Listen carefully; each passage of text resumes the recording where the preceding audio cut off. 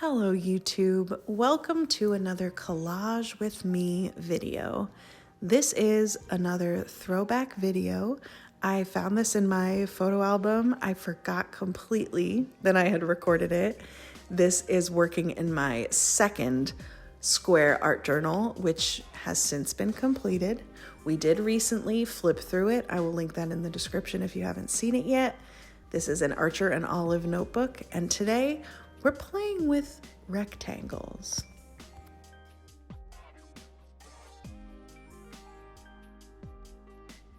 Something that I really like to do is to save bright and vibrant and colorful textured pieces of paper, even if they are super small. And this is a great way to utilize those smaller pieces. And it also is a really great way that I look at trash a little bit differently.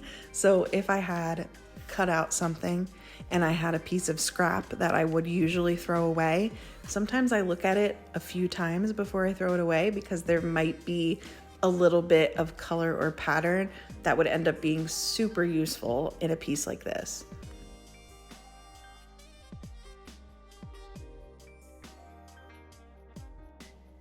Now, I have used rectangles like this in my art a few times before, and I will show you a few examples. So in my art journals in the past, I have used rectangles in this way, but in sort of like more of a burst or an explosion, like a loose shape that is kind of growing out of the center. And my goal with that was that it always would look just like the rectangles were just dropped on the table, and that's just how they looked. The one I'm making here in this video is a little bit more structured in rows, although they're certainly not perfect, just because the rectangles are all different lengths and widths. I also used rectangles on the cover of the album that I made, the art for the band Racket. Actually, I believe some of the pieces I'm using in this video are left over from when I made that album cover, because you can see kind of the pinks and oranges and yellows that come across in this page. I feel like a lot of that was probably left over from when I made the Racket album art. I also have used rectangles to make art where I have used all one color. That is something that I love to do. It appears in my art journals very frequently, but if you see in this piece, I used all greens, and yes, it's Star Wars. I like Star Wars. All different greens and nature colors to make this sort of burst coming out of the center. That was so much fun to make. It was very tedious, but it was really, really fun. And I also have done squares in this piece here. Yes, it's Star Wars again. But that was a little bit more precise, where I was trying to make it as much of a grid as I can. It still wasn't perfect, but that was kind of my my goal there. So this one is a little structured in these rows, but it's definitely still that sort of random symphony of colors and textures.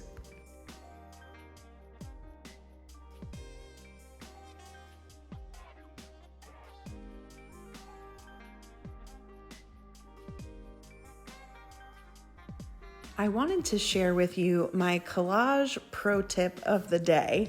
And if you see within these little rectangles going on this page, there is that one pattern where it's black on white, and it's a very tight pattern.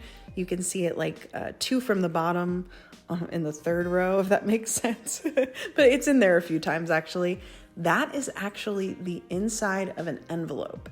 And my pro tip to you today is, if you get junk mail, if you get bills, which we all do, always look at the inside of the envelope before you throw it away. There have been the coolest patterns inside of envelopes that I have seen and saved. I always look at the inside of the envelopes before I throw them away. I love collecting those patterns, and I honestly have too many of them. I've been thinking about possibly doing this type of piece using only the insides of envelopes. I might have to do that here on the channel because that sounds really, really fun. But it is such a cool little touch that you can add, that it also usually is that like matte paper, which is a little different from magazines, so it adds like an extra texture in that way. And I also use them all the time in my zines, so I'll use them as a background to text, or I'll put it like to mount a photo on. It's just one of my pro tips is always check your envelopes, because you never know what could be hiding in there.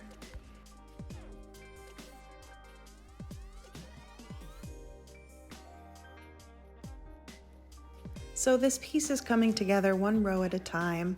It's not really something that I have luck with laying out beforehand. You kind of just have to go for it and see where it takes you.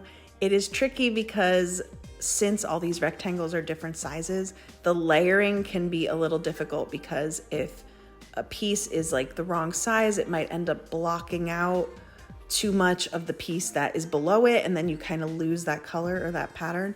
So sometimes you have to resize or trim or peel up a bottom layer to kind of adjust your adjust the order of your pieces. But it's a really like relaxing thing as well, and it's nice to do these rows and not have it be perfect, but then when it's done, it kind of looks like, it looks really precise in a weird way. You'll see what I mean.